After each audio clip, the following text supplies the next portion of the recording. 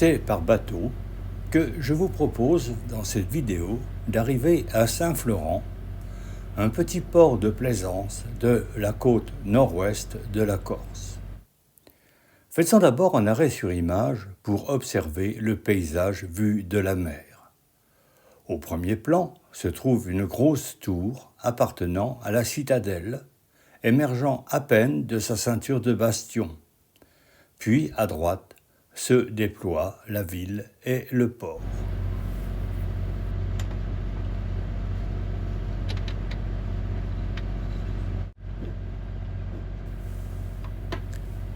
Un nouvel arrêt sur image va me permettre de décrire l'environnement géographique qui encadre la cité. À l'arrière-plan apparaissent deux types de reliefs. Le premier domine l'étroite plaine littorale de Saint-Florent. Il se compose d'une ligne discontinue de collines calcaires descendant en pente douce vers la mer. Entre ces collines, des abaissements de relief permettent de relier Saint-Florent à la plaine intérieure du Nebou.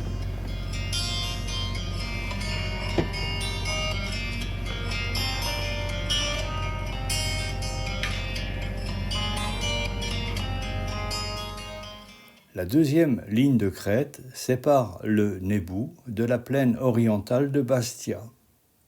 Elle est composée de montagnes de schiste lustré. Sur la photo, elle constitue une barrière continue avoisinant les 1000 mètres d'altitude. Elle est cependant échancrée par deux cols, le col de San Stefano et le col du Teghim. Nous pouvons maintenant reprendre notre promenade et entrer dans le port, presque essentiellement destiné aux bateaux de plaisance.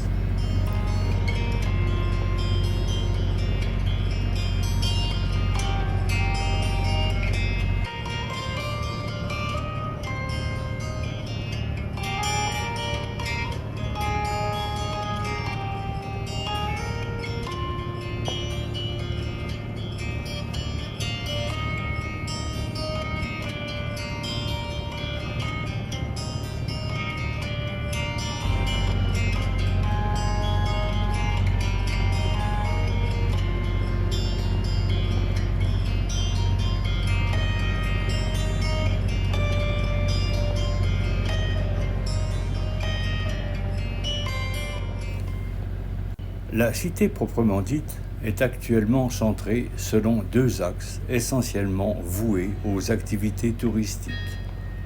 Le premier est le front de mer, occupé par de nombreux bars et restaurants. À l'arrière de ce front de mer, une rue parallèle à celui-ci comporte de nombreuses boutiques également vouées en grande partie au tourisme.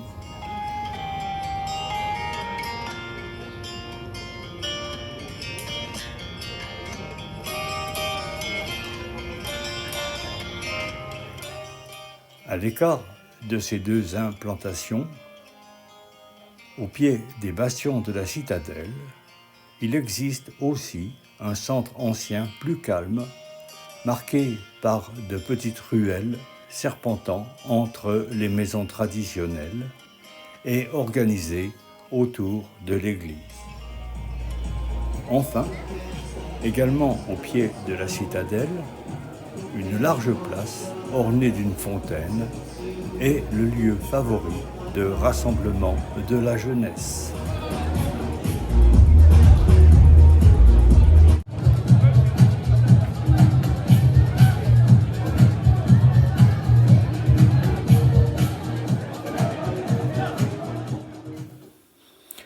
Il va de soi que l'aspect actuel de Saint-Florent est le fruit d'une longue élaboration survenue au cours des temps. C'est ce que je me propose de décrire dans la deuxième partie de cette vidéo, en me basant d'abord sur la carte la plus ancienne que j'ai pu trouver, datant de 1806. Cette carte montre que Saint-Florent occupe le fond d'un golfe profond, entouré de reliefs escarpés, tombant directement sur la mer. À l'ouest est située la côte des Agriates, composée de massifs cristallins d'origine hercynien. À l'est débutent les falaises du Cap Corse. Le fond du golfe était autrefois occupé par des marécages qui rendaient la zone insalubre. Certes, il existait sur ce littoral un promontoire composé de molasses, de calcaire et de poudingue, qui aurait pu être utilisé par les hommes à l'emplacement actuel de Saint-Florent. Ce site ne fut cependant pas occupé avant le XVe siècle, du fait de l'insalubrité du lieu et du danger représenté par les incursions ennemies venues de la mer. Le site le plus ancien du secteur est situé à quelques kilomètres du littoral, près de l'ancien village de Nebiou. C'est là que fut créé un évêché en 1118, dont l'autorité s'étendait sur toute la région. Une cathédrale fut construite au XIIe siècle, selon le style roman alors en cours à Pise. Elle existe toujours, comme le montrent les photos présentées. En 1133, la République de Gênes reçoit du pape Alexandre II la souveraineté sur l'évêché de Nebbio, jusqu'alors dévolu à la République de Pise. Ce sont les Génois qui décidèrent en 1440 de construire sur le promontoire de Saint-Florent une grosse tour commandant la défense du golfe. C'est cette tour que l'on distingue parfaitement en arrivant à Saint-Florent par la mer. Cette tour se dresse toujours sur le promontoire. Elle est cantonnée de 2 tours demi-circulaires et d'une tour-porche carrée. Après la prise de la tour par les Français en 1553 et sa reconquête par les Génois l'année suivante, la fortification primitive fut renforcée avec création de bastions épousant les formes du promontoire. Ainsi se créa la citadelle de Saint-Florent. C'est aussi au XVIe siècle que le site de Nebbio fut abandonné et que s'installa au pied de la citadelle le petit village de pêcheurs de Saint-Florent. Sur la carte du début du XIXe siècle, on note au pied du promontoire la présence de 2 cours d'eau se jetant dans le golfe, la rivière de la Lison et le ruisseau du Poggio. La dernière carte présentée montre le site actuel de Saint-Florent. 3 aménagements sont à mentionner.